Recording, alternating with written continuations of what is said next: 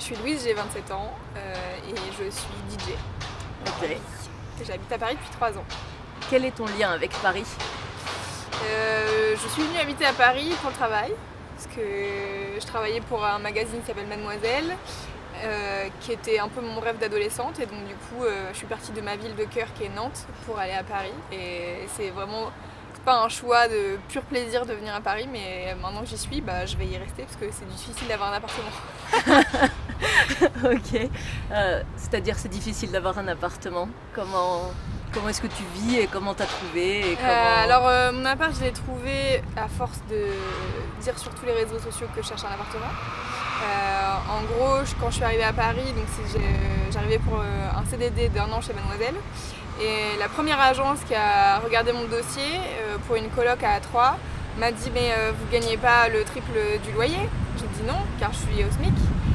Mais on peut pas prendre votre dossier si vous n'avez pas comment ça s'appelle, une lettre qui dit que vous allez être prise en CDI bientôt. Je viens d'arriver dans un CDD d'1 an. C'est-à-dire que s'ils avaient dû me donner un CDI, ils l'auraient donné tout de suite, ça n'a aucun sens. Et donc du coup, voilà, les galères parisiennes pour avoir un appart, c'est cher et les agences, c'est compliqué. Et en fait, via des connaissances de connaissances, il y a une chambre dans un appart qui se libérait à Paris dans le 11e. Dans un appart qui est loué depuis toujours, j'ai l'impression, en tout cas depuis que la coloc existe, par des journalistes. Et donc du coup ça se passe un peu de journaliste en journaliste. Donc j'ai remplacé une journaliste du Huffington Post et j'ai une autre coloc qui est arrivée, qui bosse chez Nova, elle a remplacé une meuf des Inrocks. Enfin bref, c'est que des journalistes qui se connaissent, et en fait le proprio est pas compliqué, il regarde pas ta fiche de paye, etc. Tant que tu payes ton loyer, il te fait pas chier. Donc c'est le bon plan parisien quoi. Ok, parfait. Ça ressemble à quoi tes journées ici ? Alors mes journées ici, jusqu'à ce que... Enfin, pendant que j'avais un travail, ça ressemblait à prendre le métro le matin, pas longtemps, ce qui est quand même un truc très important à Paris, c'est que j'étais vraiment pas très loin de mon travail, j'étais à 20 minutes en métro, ce qui est vraiment très peu. Et du coup, je prends le métro, je vais à mon boulot, je mange dans le quartier de mon boulot, et le soir, soit je vais boire un coup et je rentre chez moi qu'à 23h ou minuit, soit je rentre chez moi tout de suite et je me pose chez moi pour ne plus en sortir. Et là, je suis en Indé depuis 1 semaine et demie. Et là, mes journées, c'est plus... je me lève le matin toujours à l'heure à laquelle je me levais avant. Donc peut-être ça va changer, mais pour l'instant, je reste sur cet horaire-là. Et je me lève à cette heure-ci, je me fais une routine du matin tranquille, et après je commence à bosser quoi. Et là, j'ai décidé de ne pas reprendre ma carte RATP. Et donc de marcher, et peut-être que je vais m'acheter un vélo. Ok. Pour mieux connaître Paris. Parce que c'est un des gros désavantages du métro, c'est que des fois, enfin en tout cas, je pense la première année et demie où je suis arrivée à Paris, dès que je sortais du métro, dans un nouveau quartier que je connaissais pas, une fois sur deux, je prenais la bonne rue, mais dans le mauvais sens. J'allais pas dans le sens de là où je devais aller. Et donc à chaque fois j'étais avec mon portable, j'étais là mais non, le point il va pas dans le bon sens, ça veut dire que je suis pas partie du bon côté, alors je refaisais 10 minutes de l'autre côté, bref, en 10 minutes. Et du coup le vélo, c'est vrai que c'est un bon truc pour se repérer dans Paris, même marcher, tu connectes un peu les lieux. Ah mais je suis déjà venue ici, ah mais c'est pas loin en fait de là où j'habite. Ah d'accord. Et tu fais des connexions comme ça. Tu crois qu'en fait c'est immense alors que tout est à côté. Enfin bon, faut pas abuser non plus, hein. Le 11e et le 15e c'est pas à côté, mais... Il y a bien voilà. 2 heures de marche, je pense. Ok. Comment est-ce que tu te sens ici, à Paris ? Je me sens assez neutre vis-à-vis de cette ville. Okay. J'ai jamais trop... En fait, c'est marrant parce que donc, je viens de province, j'ai grandi à Saint-Nazaire, qui est une ville à côté de Nantes. Et je sais que j'avais des copines qui rêvaient d'aller à Paris, d'aller habiter à Paris, et que ça faisait trop rêver. Moi, ça m'avait jamais trop tenté. Après, peut-être parce que aussi j'avais de la famille à Paris, donc j'y allais de temps en temps et c'était pas un truc qui m'impressionnait spécialement de prendre le métro. Et les rues de Paris dans lesquelles j'étais, c'était bon, pas ouf. Et du coup, non, je suis assez neutre. Maintenant, j'aime bien, il y a des quartiers que je préfère à d'autres, etc. Mais je pense que c'est en vivant dans la ville que tu commences à l'apprécier aussi, quoi. Et du coup, quel quartier t'aimes bien ? J'aime bien là où on est aujourd'hui. aujourd'hui, le port de Bastille, qui est un peu mon repère lendemain de soirée. Donc comme je mixe assez régulièrement des samedis soirs, oui si c'est ça, des samedis soirs jusqu'au dimanche matin 6h. Après quand je me réveille le lendemain il est 14h, j'essaye de me lever vers cette heure-là, 14h grand max. Et donc du coup, comme j'ai pas envie de rester chez moi et de me rendormir ou de faire rien, parce que je me dis en fait après je vais perdre mon rythme, c'est chiant. Donc en général, je sors de chez moi et je me balade un peu. Et souvent, mon point d'atterrissage, c'est ici, c'est le port de Bastille, parce que je le trouve assez... C'est un endroit calme, il y a de l'eau, ça c'est important, et il y a des jolies péniches. C'est beau. Voilà. Il y a une de mes préférées là-bas qui est genre toute colorée, on dirait du Kissaring, c'est trop bien. Et donc je me pose avec une glace à Morino en général, quand il fait beau, et voilà, c'est mon endroit préf. Et sinon, un truc que j'adore et que j'adorais quand j'étais ado, quand je venais à Paris, et que j'adore toujours, c'est la BNF. Le quartier de la BNF que j'aime trop, le parc de Bercy, la passerelle Simone de Beauvoir. Déjà, quand j'ai appris que c'était une passerelle avec un nom de meuf, j'étais là, waouh, trop bien, ça veut dire que donc, du coup, tous les ponts, c'est pas genre des ponts Alexandre Truc et Guillaume Legrand, cool, super, une fille, wouh. Donc voilà, c'était un peu genre mon côté féministe de 16 ans où j'étais là, trop bien, Simone de Beauvoir, stylé. Mais en même temps, vraiment, cette passerelle tout en bois et tout, je la trouve trop cool. Et je trouve ça cool, la vue sur la Seine où t'as plein de... Il y a plein de bars péniches et il y a la piscine Joséphine Baker qui est juste à côté. Donc en fait la piscine Joséphine Baker c'est une piscine sur la Seine et du coup on voit à l'intérieur les gens en train de nager dans une piscine sur l'eau, c'est très bizarre et c'est assez marrant. Et du coup de la passerelle Simone de Beauvoir on voit ça. Et j'ai toujours adoré la BNF pareil parce que je trouve que c'est... Enfin j'aime bien les grands bâtiments, le truc au milieu où il y a plein de verdure. Enfin je sais pas, j'aime bien, ça m'apaise. Et après mon quartier, là je commence à kiffer vraiment le 11e et puis même marcher, en fait découvrir des rues dans Paris, j'aime bien essayer de me perdre. Il y a une partie du 12e arrondissement aussi que je kiffe. Où est-ce que c'est ? Vers le marché d'Aligre et un peu autour, enfin il y a plein de... Il y a une maison de quartier, je sais plus comment ça s'appelle, enfin bref il y a un petit parc avec une maison de quartier et il y a... Dans le parc, ils ont mis une boîte à livres, etc. Enfin, tu sens qu'il y a une vraie vie de quartier qui est dedans. Il y a des parterres, tu sais, autour des arbres, ils ont planté des légumes. Enfin, c'est vraiment hyper cool. J'aime bien ce truc de retrouver un peu l'esprit village où les gens se connaissent, etc. dans une si grosse ville à Paris. C'est cool. Voilà. Tu disais que l'eau, c'est important pour toi. Ouais. Pourquoi ? Parce que j'ai grandi à Saint-Nazaire. Enfin, j'ai passé mon adolescence à Saint-Nazaire.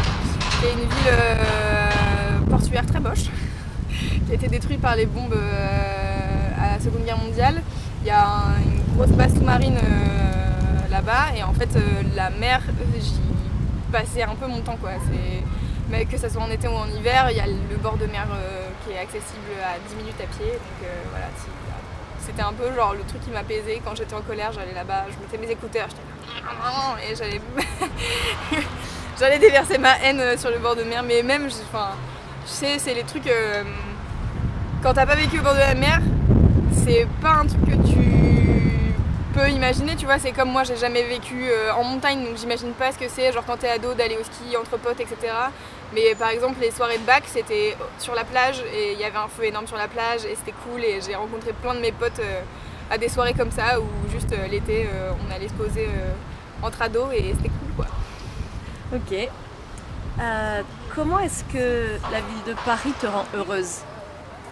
Comment est-ce qu'elle me rend heureuse ? Excellente question, ça. En soi, la ville me rend pas plus heureuse. La ville me rend pas heureuse. Tu vois, genre Nantes, quand j'y arrive et que je suis là, ah trop bien, je vois le Lu, je vois l'Erdre, je vois tout ça, je suis là genre ah trop bien, c'est Nantes, je suis trop contente. Quand je rentre à Paris, je suis juste genre ok, je suis à Paris, je suis chez moi, tu vois, mais c'est pas... La ville en soi me rend pas heureuse. Après, ce qui me rend heureuse à Paris, c'est de pouvoir faire mon métier, là, de me dire que je peux me lancer en indé et devenir DJ, ça n'a aucun sens. Tu m'aurais dit ça il y a 10 ans, j'aurais fait quoi ? Qu'est-ce que quoi ? Et donc c'est aussi les gens qui font que la ville est chouette à vivre. C'est parce que j'ai rencontré des super personnes, mais en soi, Paris, m'en fout un peu. Et comment la ville te rend triste ? Bah, idem, hein, elle me rend pas spécialement triste. Je sais pas. Tu vois, en fait, si il y a des trucs qui me... Alors, je reviens sur la question d'avant, mais il y a des trucs qui me rendent entre guillemets heureuse. C'est les messages sur les panneaux d'affichage. Je m'explique. En fait, dans le métro, il y a un truc qui m'oppresse, c'est la publicité partout, les images partout, ça me saoule. C'est un truc qui m'énerve. Et j'adore quand les gens se réapproprient les pubs et écrivent des trucs dessus. Et je trouve ça me fait rire quand il y a des messages genre ultra vénère vegan sur des trucs, ou genre ultra féministe sur une pub pour une montre, tu vois, avec juste une meuf qui a une montre à son poignet. Et là en ce moment il y a le collectif Nous Toutes qui colle des affiches. Alors je sais pas si c'est que Nous Toutes, mais en tout cas il y a plein d'affiches qui sont collées partout dans les rues de Paris sur les féminicides. En ce moment c'est un gros sujet qui a été pris par ce collectif, et grand bien nous fasse, puisque c'est vraiment un truc hyper important. Et moi-même qui suis dans ces milieux-là et qui ai l'impression d'être, je sais pas comment dire, informée, quand j'ai vu 100 femmes sont décédées en septembre, j'ai fait attendez quoi? Et ces 100 femmes sont décédées sous les coups de leur mari ou ex-conjoint. Ok, donc on a un souci. Et en fait, en ce moment, dès que tu te balades dans Paris, il y en a partout, les meufs elles ont énormément de respect pour ces nanas-là. Et il y en a partout, et il y a des trucs sur le fait de tuer les travailleuses du sexe, de tuer les femmes trans, voilà. Et je suis là genre ok, donc c'est des messages en 2019 où il y a des meufs qui se battent et qui se lèvent et qui collent à l'arrache des trucs pour dire en fait on n'est pas contente, on en a marre et c'est chiant. Et ça me fait plaisir parce que je me dis putain c'est bon, la révolution est enclenchée, on va y arriver. Et du coup ça me rend heureuse, parce que je me dis que, enfin je sais pas, j'ai un peu ce sentiment que les gens s'approprient la ville et que du coup la ville devient un vrai truc où tu portes des messages, et si tu portes des messages au monde, c'est comme les publicités, on te les met dans le métro, bah là c'est des messages que tu vois dans la rue, quoi que tu fasses. En fait en général tes yeux ils sont habitués à lire, donc ils vont lire le truc quoi. Et lire régulièrement des messages qui disent on veut pas compter nos mortes, et machine est morte sous les coups de son ex-conjoint, machin nanan. Ça tu te le manges dans la gueule. Et en fait moi je suis informée et je suis pour ces pas en avant, etc. Mais en fait je me dis plein de gens ça se trouve ont aucune idée de ce qui se passe, et du coup je suis contente qu'il y ait des gens qui s'approprient le terrain comme ça. Et du coup, pour revenir sur la tristesse, je sais pas. La ville me rend pas spécialement triste. Voilà. Ok. Comment est-ce que la ville t'a changé? Elle m'a changé parce que... En fait, je sais pas si elle m'a changé. Je suis toujours speed, j'ai toujours été speed. Je parle vite, j'articule peu. C'est un problème de mon grand-père notamment qui me dit arrête de parler comme ça. Alors, du coup, j'essaie de ralentir et tout. Mais c'est vrai que en fait, je sais pas si c'est la ville ou juste le fait les gens qui sont lents, ça m'énerve. Et du coup, c'est vrai que je sais pas, dans la rue ou dans le métro, etc., c'est vrai que j'ai tendance à doubler les gens et à être un peu très vite excédée par les gens là. Tout à l'heure, rien que pour traverser la place de la Bastille, j'étais là, dépêchez-vous, poussez-vous, ah ça m'énerve. Et je suis là, après, je m'en rends compte aussi de moi-même, je suis là genre, pourquoi tu t'énerves pour ça, ça ne sert à rien du tout. Mais c'est le seul truc pour lequel éventuellement j'ai changé vis-à-vis de Paris. Et après je réfléchis s'il y a d'autres trucs.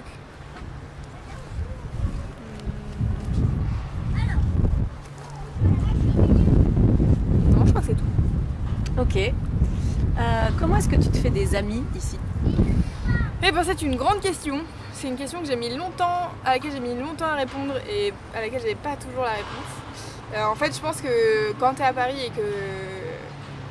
En fait je pense que de manière générale, je pense pas que ça dépend de la ville, je pense que de manière générale, quand t'as fini tes études et que tu entres dans la vie active, c'est compliqué de se faire des amis. À part en étant dans des assos. En fait moi une fois que j'ai fini mes études, je suis rentrée dans des assos et j'ai toujours été dans des assos, c'est un truc qui me fait kiffer. Et à Nantes, c'est comme ça que j'ai découvert la ville, c'est parce que j'ai passé un an à être toute seule chez moi, à travailler de chez moi.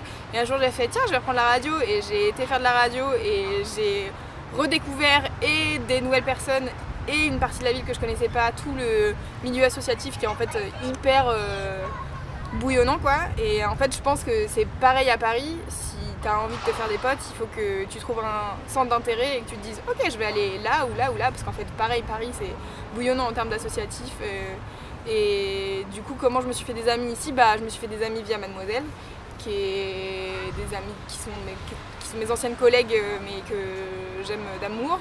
Et en rencontrant, enfin, c'est que des potes de potes, etc. Mais c'est vrai que dans mes les personnes que j'estime vraiment comme mes amis aujourd'hui, il y en a 2.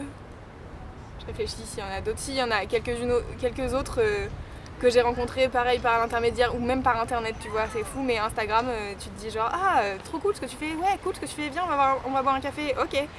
Et c'est vrai qu'il n'y en a pas tant, tu vois, mais bon après c'est pas non plus très grave, tu vois, mais c'est juste je pense qu'il y a ce côté où quand t'es dans la vie active, à part tes collègues, si tu cherches pas à aller ailleurs, tu vas pas vraiment te faire des potes, quoi.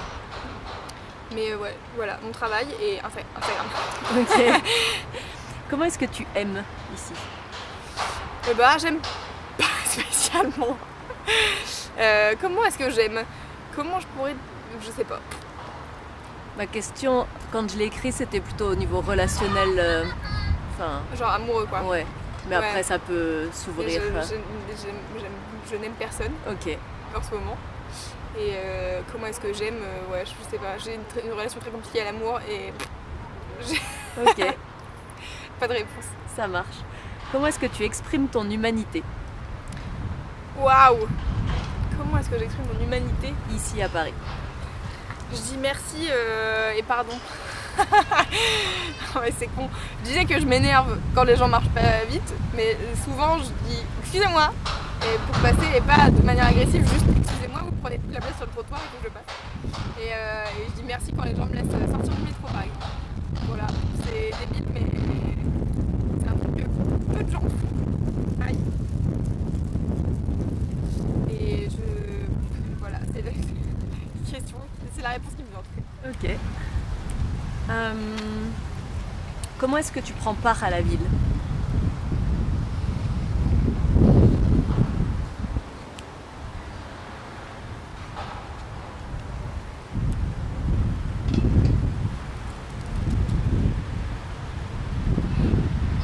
Je sais pas.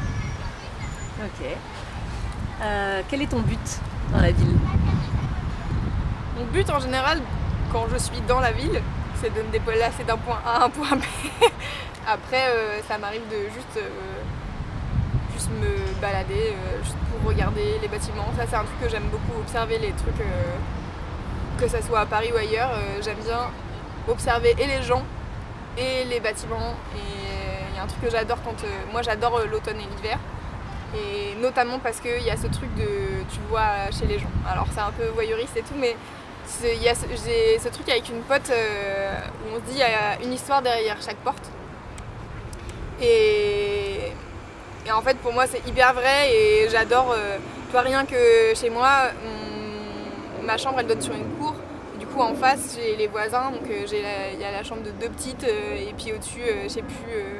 Mais tu vois, il y a ce truc t'as de la vie et tu t'observes la vie sans en faire partie et ça je trouve ça cool. Et j'aime bien me poser, par exemple quand je me pose ici, souvent ça m'arrive aussi de juste rien faire et de me poser, de m'allonger par terre et d'observer le ciel et d'observer les bâtiments qui sont autour. Il y en a des super, alors pas ceux-là, mais là-bas plus loin il y en a des biens. Et d'observer même les gens, là il y a des gens qui vivent sur des péniches quoi, c'est un truc de ouf. Et du coup à chaque fois je suis là, ouais trop bien. Et puis en hiver ils doivent un peu se geler le cul, mais en tout cas l'été c'est trop cool à observer. Et voilà. Je sais plus ce que c'était la question, mais voilà ma réponse. Comment est-ce que tu laisses ton empreinte dans la ville? Bonne question.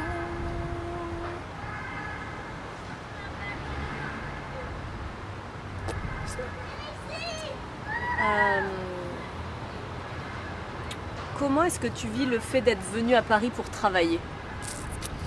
Et au début j'ai très mal vécu, parce que je quittais une ville que j'aimais beaucoup. Et que j'aime toujours beaucoup d'ailleurs. À chaque fois que les gens disent le mot non, je suis là, ouais trop bien, c'est la meilleure ville, waouh. Et c'est toujours ma ville de cœur en tout cas. Pendant que j'étais à la fac, ma ville préférée c'était Rennes parce que j'ai vécu à Rennes et puis après j'ai découvert Nantes et j'ai fait en fait. Et c'est tombé. Vous n'avez rien compris, c'est Rennes c'est Nantes la meilleure ville. Lapsus. Et le fait d'être venue à Paris pour travailler, en fait En fait, je l'ai bien vécu parce que je venais pour un truc auquel j'ai toujours rêvé, tu vois, de bosser chez Mademoiselle. Moi, à 16 ans, c'était déjà un de mes rêves, tu vois. Donc en fait, je me suis pas du tout posé la question quand on m'a dit est-ce que tu veux venir travailler chez Mademoiselle, j'ai dit oui, bien entendu. Si vivre à Paris, on verra plus tard. Et tout le monde, mais tu vois, c'est les clichés aussi de tous les gens qui habitent, qui sont pas à Paris et qui viennent à Paris de temps en temps, c'est ouais, mais comment tu vas faire, c'est horrible cette ville et tout. Et en fait, après, il y a des trucs, par exemple, je sais que moi le matin, je commençais le travail à 9h et je partais toujours plus tôt de chez moi, même si j'arrivais en avance au travail, parce que je savais que j'étais pas sur une heure de pointe. Et que 10 minutes plus tard ou 10 minutes avant, c'était l'enfer. Et du coup, j'ai aussi fait en sorte que mon rapport à cette ville soit pas horrible et que j'ai pas à me coller à 150 personnes. Et il y a un matin où je me suis dit, bon ok, ça me saoule, donc il faut que je change. Et donc il y a aussi des fois où j'y allais à pied au travail et tout, mais c'est vrai qu'il faut 45 minutes, donc c'est pas tous les jours faisable, seulement quand je ne me réveille pas. Mais du coup voilà, j'ai oublié la question, c'était quoi ? Comment est-ce que tu vis le fait d'être venue à Paris pour travailler ? Donc voilà, j'ai essayé de rendre ce truc-là plus simple aussi. Et après, je l'ai bien vécu puisque je venais pour un truc que j'ai toujours kiffé faire, quoi. Je suis venue pour faire des podcasts chez Mademoiselle. Je faisais de la radio depuis que j'étais en 4e, donc c'est clair que ça aide aussi. En fait, je pense que si j'étais venue pour faire un job qui me plaisait pas, ça m'aurait pris la tête, c'est sûr. Est-ce que tu avais des idées, enfin genre, quand on t'a dit que tu allais venir à Paris, tu t'es fait une idée dans ta tête de ta vie à Paris, et est-ce que tu as vu des différences entre ce fantasme un peu et la réalité ? En fait, le truc, c'est que je me suis pas fait des idées, mais que tu as un peu des idées toutes faites sur Paris. Et donc, c'est ce que je te disais sur le cliché que les gens ont de cette ville. Il y a trop de gens, les gens sont pas sympas, ils font tous la gueule, etc. En fait, j'avais ces clichés-là en moi, puisque de toute manière, c'est un truc qu'on a, je pense, quand on n'est pas né à Paris. Et après, je me suis pas non plus fait des gros clichés. Si, le gros cliché que j'avais, c'était comment trouver un appartement. Mais ça, c'est même pas un cliché, tu vois, c'est une réalité de ces galères de trouver un appartement à Paris. Après, je réfléchis s'il y avait des trucs que je me disais en arrivant. Non, pas spécialement, mais en fait je pense que ça vient aussi du fait que donc, j'avais de la famille qui était à Paris et que j'ai fait, avant de venir travailler chez Mademoiselle, j'ai fait, je pense, 2 stages, enfin j'ai fait un stage de 6 mois, je crois, je réfléchis. Je crois que j'ai fait un stage de 6 mois et un stage de 2 mois, 2 années de suite, et du coup j'avais eu aussi un avant-goût de ce que c'est de venir et de travailler à Paris, et ça m'avait pas plus... ça m'avait ni dégoûté, ni enthousiasmé, juste je venais pour faire des stages qui me plaisaient, tu vois. En plus c'est pareil, mon premier stage qui m'a convaincu de bosser dans la culture, c'était un stage dans une maison d'édition qui était à Saint-Germain-des-Prés. Je veux dire, en termes d'endroit à Paris, c'est pas le pire endroit où être. C'est extrêmement cher, mais à part ça, voilà. Donc tous les matins je passais devant Chanel, j'étais là, c'est bizarre quand même cette vie, je ne comprends pas. Et c'était dans un hôtel particulier, enfin tu vois, c'est aussi... Je me rends compte de la chance et du privilège que j'ai d'avoir pu faire des stages dans des lieux qui me plaisent. Le deuxième stage que j'ai fait, c'était dans un label de musique. Pareil, c'était un truc la musique que j'ai toujours aimé ça, et c'était un peu genre waouh, trop bien, je suis dans un label de musique maintenant, et c'était... je réalise aussi ça, tu vois, je réalise que en fait je sais que je suis privilégiée de venir vivre à Paris, de venir faire des stages à Paris pour des trucs qui me font kiffer et que j'adore, et tu vois, même si je suis payée au SMIC et que tout le monde m'a dit oh là là, mais comment tu vas faire au SMIC à Paris, c'est horrible, ben, j'ai fait bah ça va, mais aussi parce que je consomme pas beaucoup, je bois pas d'alcool, je fume pas de cigarettes, voilà, et en plus j'ai appris à mixer, ce qui fait que finalement quand je vais en soirée, en général c'est là où je mixe, donc je paye pas l'entrée non plus, donc voilà. Donc je pense que ça fait que j'économise sur pas mal de trucs et que j'ai aussi eu la chance d'être dans un média qui a accès à pas mal de choses, tu vois, genre tu veux aller à un concert, tu demandes à quelqu'un qui gère les relations presse de l'artiste, bah t'es dans un média quoi. Donc ça c'est que des privilèges qui font que je vis forcément mieux cette ville que des gens qui sont pas là pour faire ce qu'ils kiffent ou qui n'ont pas des privilèges liés à leurs médias ou à leur travail quoi. Ok. Et comment est-ce que tu as trouvé les bons spots de musique? Les bons spots de musique, je sais que j'avais un truc avant de venir à Paris, c'était la Boule Noire. La Boule Noire, qui est une salle de concert, qui m'a toujours fascinée, parce que quand j'étais ado à Saint-Nazaire, je lisais les Arocs, enfin je lisais pas les Arocs, mais c'était c'était au CDI. Et du coup, je chopais les Arocs et à chaque fois qu'il y avait des groupes qui m'intéressaient, ils passaient à la Boule Noire. Et c'était des trucs qui étaient, c'est genre semi-connus. Du coup, t'es pas encore assez connu pour faire une grosse salle, donc tu passes à la Boule Noire où je crois que c'est... Chut la police, taisez-vous.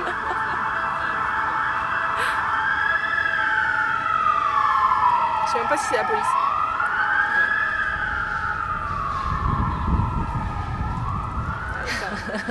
On peut répondre. Donc, tu sais, donc t'es pas assez connu pour être un groupe qui fait une grosse salle, et donc du coup tu vas à la Boule Noire où c'est 200-250 places je crois, et il y avait des trucs, mais je me souviens quand j'étais fan de Tokyo Hotel par exemple, et il y avait Killer Pills je crois, qui était un autre groupe allemand. Alors du coup quand t'es fan de Tokyo Hotel en général après t'es fan de tous les autres groupes allemands, et donc du coup il y avait Killer Pills qui passait à la Boule Noire. J'étais là, putain, trop bien la Boule Noire, et j'imaginais que c'était une vraie salle qui était une boule noire. Parce qu'il y a la Géode à Paris, donc c'est possible que ça soit une boule noire, tu vois. Et la première fois que je suis allée à la Boule Noire, j'ai fait ah d'accord, donc c'est juste une salle de concert quoi. Bon, mais la salle reste très cool. Mais voilà. Après les bons plans musique, j'ai pas l'impression d'en avoir tant que ça. Ok. Aussi parce que ça c'est un truc, tu vois. J'adore la musique, mais j'ai fait très peu de concerts depuis que je suis à Paris. Parce que en fait. Si je commence à regarder après, je vais avoir envie de mourir parce que je peux pas tout faire, tu vois. Et souvent, j'ai des potes qui me disent ah t'as vu, il y a James Blake qui passe machin et tout, il y a machin qui passe ici. Et je suis là ah bon non je savais pas. Non mais je savais pas parce qu'après j'ai pas l'argent et je peux pas psychologiquement. Et en fait c'est marrant. Un autre cliché sur Paris c'est il faut booker les gens 3 semaines à l'avance parce qu'ils font trop de trucs etc. Et c'est une réalité. Je ne sais pas pourquoi. Je ne sais pas comment ça se passe. Mais c'est un délire. Et donc du coup, moi je suis arrivée à Paris. Au début j'étais là, en fait, quand je suis arrivée, j'étais en sous-location. C'est mal. J'étais en sous-location à Saint-Denis. Et du coup, en fait, quand je bossais chez MAD au début, on faisait beaucoup de live qui finissaient tard le soir, genre vers 22-23h. Donc en fait, le lendemain matin, je ne venais pas au taf, je venais que le midi. Et du coup, bon, ça déjà, ça m'a mis en décalé. Et donc, ce qui fait que les soirées, je songeais même pas parce que je commençais mes lives à 21h. Du coup, j'étais là, bon, bah, les concerts, c'est bon. Et en fait, du coup, t'es dans un espèce de truc où, au début, moi, j'étais là, dans bon, bah, voilà, je peux pas sortir, donc je vais même pas chercher à regarder.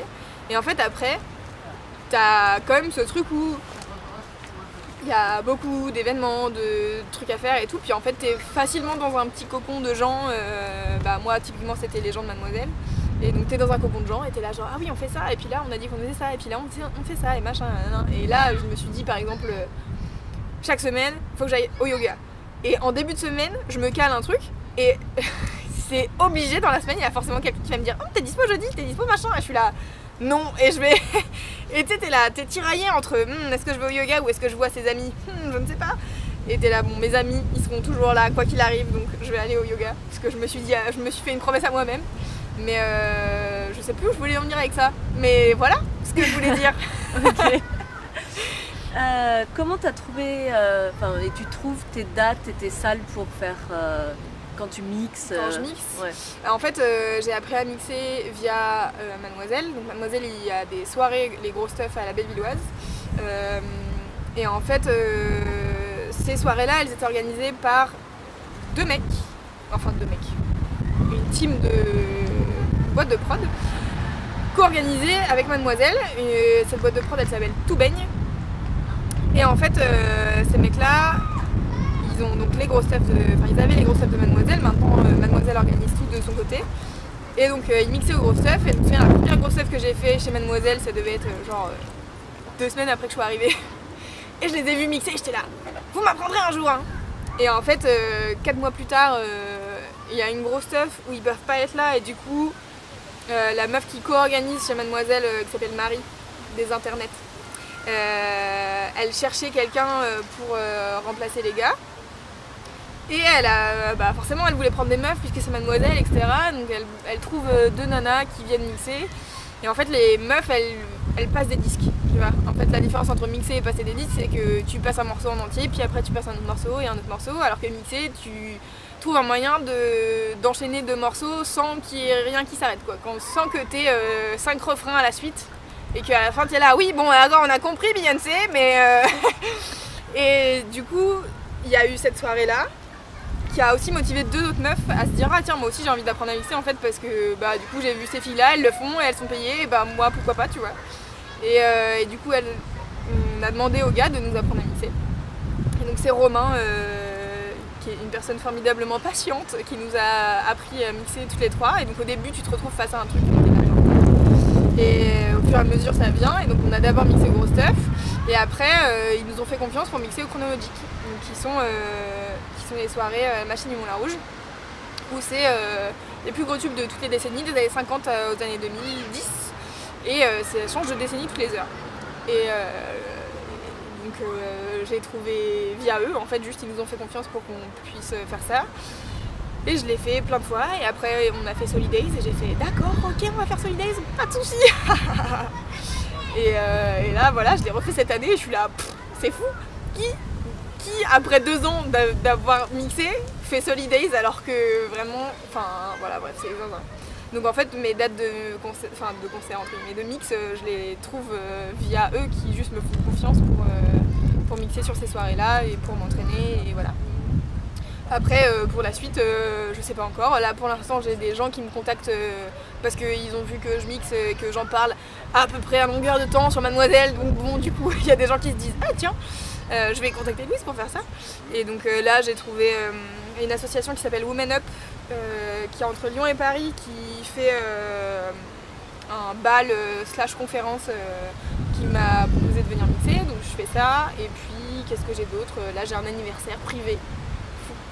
Et je vais faire mon premier mariage en juin prochain, voilà. Donc c'est que via Mademoiselle des gens qui m'ont contacté parce que j'arrête pas d'en parler, donc voilà. Ok.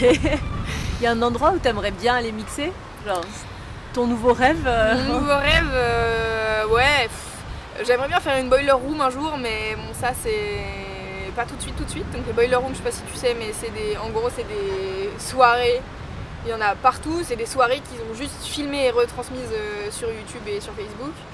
Et il y a plein de DJ que j'ai découvert grâce à ça, et du coup je suis là genre ah trop bien, ça serait bien qu'un jour je fasse une boiler room. Mais ça c'est pas tout de suite. Et dans les trucs que j'aimerais bien faire, si, il y a des... J'aimerais bien... En fait c'est marrant parce que c'est même pas des gros festivals ou des trucs comme ça, c'est plus des trucs un peu de geek de la musique. Donc il y a les Boiler Room, et j'aimerais bien aller mixer à The Lot Radio, qui est une radio à New York, fondée je crois par un français, suisse, belge, je ne sais pas, l'un des 3. Et en gros c'est un container, à l'intérieur il y a une radio, et c'est une radio qui est diffusée en direct sur internet H24. Et pareil en fait c'est un truc que je regarde de temps en temps, j'ai vu des mecs que j'adore mixer là-bas, enfin des mecs et des meufs d'ailleurs. Et j'avais vu un live, un live où il y avait Sampha qui mixait. Donc Sampha c'est un anglais qui fait de la musique à la base et qui vraiment fait pas de la musique très dansante, tu vois, c'est vraiment un mec plutôt déprimant. et j'avais vu un de ses mix et il passait trop de la bonne musique, j'étais là, waouh, trop bien. Et ça me fascine un peu en fait de voir ce que les DJ font. Parce que du coup maintenant que je comprends comment ça marche, je me dis ah d'accord là, j'entends cette transition arriver, ouh. Et du coup voilà, c'est un peu des trucs de geekos. Je réfléchis s'il y a vraiment un truc genre une salle ou... Mais...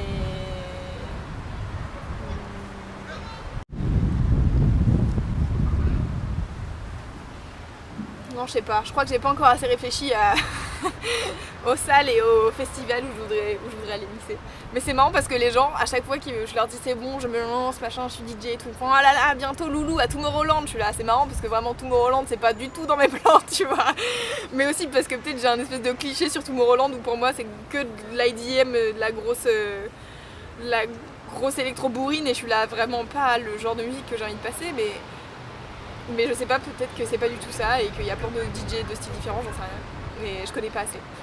Mais Je réfléchis, j'ai pas de... Non, j'ai pas.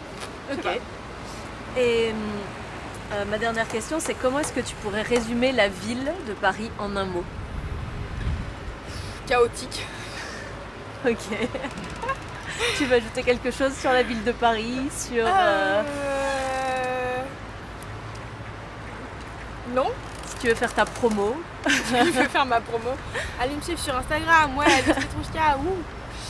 Non, mais merci de m'avoir interviewé, ça me fait trop plaisir. Merci à toi d'avoir participé. Avec plaisir.